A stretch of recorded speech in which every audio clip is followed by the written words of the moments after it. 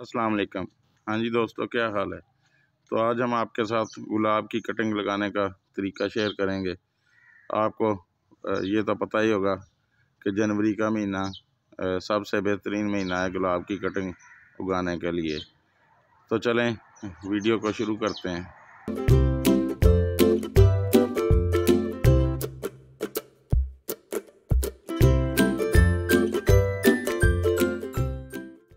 तो आपको पता है कि जनवरी का महीना चल रहा है और जनवरी का महीना गुलाब की कटिंग लगाने के लिए बेहतरीन वक्त होता है।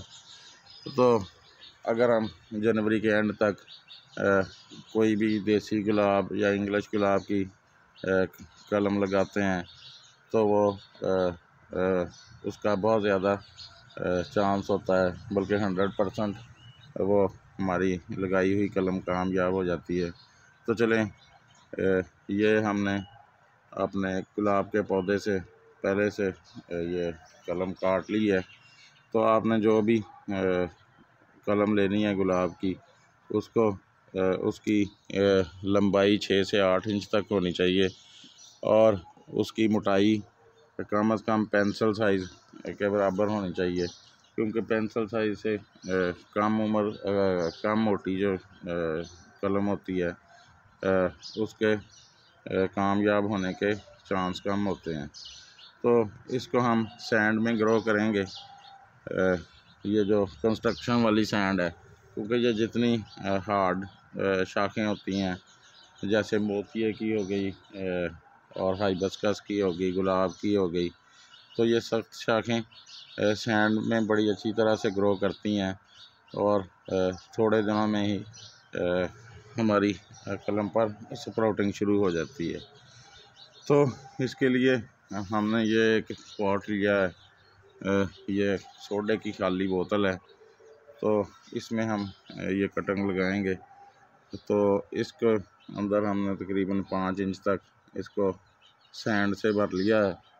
तो अब इसके लिए रूटिंग हार्मोन के तौर पर हमने अपने इस डॉक्टर पौधे से मदद ली है। वो उधर एक बड़ा प्लांट है, उससे हमने ये उसका पत्ता काटा था। तो इसको आपने दोनों साइडों पर, इसके ऊपर और नीचे दोनों तरफ से आपने इसको इसमें अच्छी तरह से ये जेल लगा लेनी है। ये gel as a rooting hormone काम करेगी और अब हमारी कलम को फंगस वगैरह और डाई बैक वगैरह से महफूज रह सकेगी। तो अब हमने इसको 2 से 2.5 इंच इस अपने सैंड के अंदर दबा देना है, ऐसे करके। तो एक चीज़ का आपने ख्याल रखना है कि वो जो सीधी साइड है वही ऊपर की तरफ हो। बाद गलती से वो साइड नीचे की तरफ हो जाती है, तो फिर वो वाली कलम जो है वो ग्रो नहीं करती। तो इसको किसी चीज़ की मदद से आहिस्ता आहिस्ता साइड से दबा दे, ताकि इसका सैंड के साथ कांटेक्ट बन सके। तो अब हमने इसको एक दफ़ा पानी दे देना है, किसी आपने हैंड शावर वगैरह की मदद से,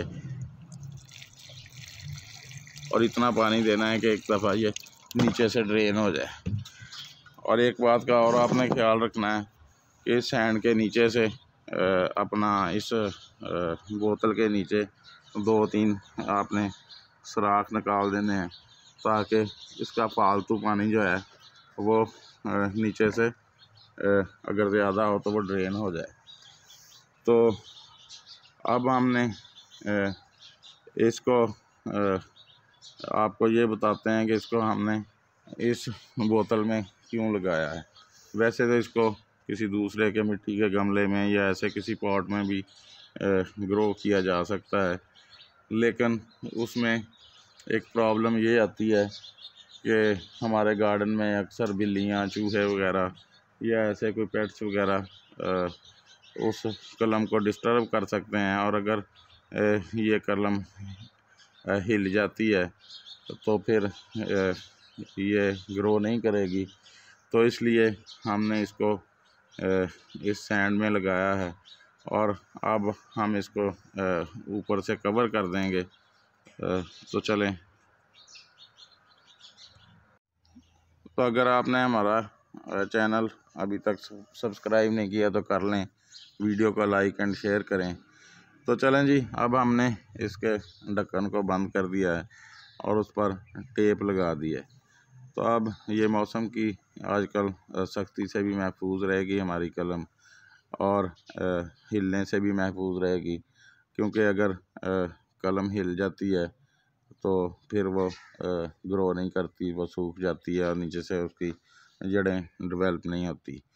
तो अब आपने इस बोतल को किसी शेडी एरिया में रखना है जहाँ इस पर धूप ना पड़े। पहले 15 से 20 दिन आपने इसको शेडी एरिया में रखना है और 15 दिन के बाद या 15वें दिन तक इसकी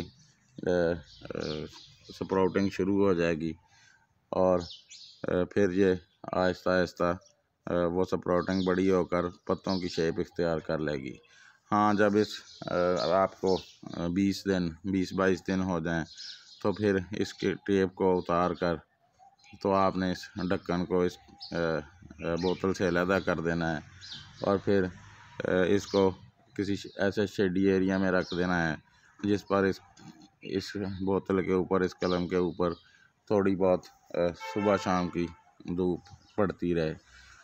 तो तकरीबन 30 से 35 दिन के बाद इसके धूप पड़ने की वजह से इसके पत्ते मैच्योर हो जाएंगे और फिर 35-40 दिन के अंदर अंदर इसकी जड़ें भी नीचे डेवलप हो जाएंगी। तो आप इसको किसी भी दूसरे गमले में ट्रांसप्लांट कर सकते हैं।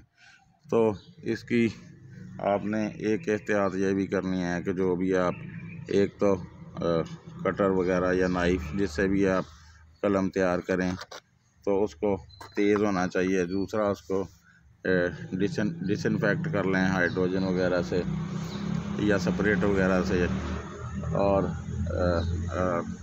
फिर जिस तरह से मैंने आपको बताया है तो उस तरीके से आप इस कलम को लगाएं तो आपका 100% ये कलम ग्रो करेगी और आपके पास गुलाब का एक पौधा 1.5 महीने के बाद तैयार हो जाएगा।